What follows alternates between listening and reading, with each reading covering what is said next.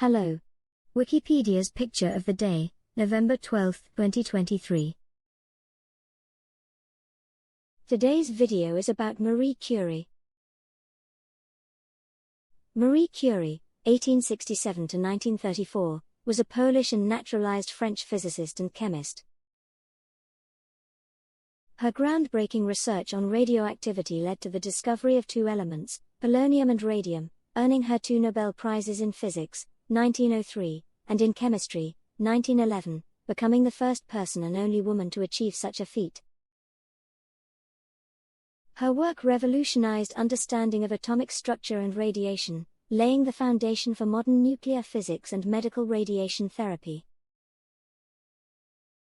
This photograph of Curie was taken around the 1920s.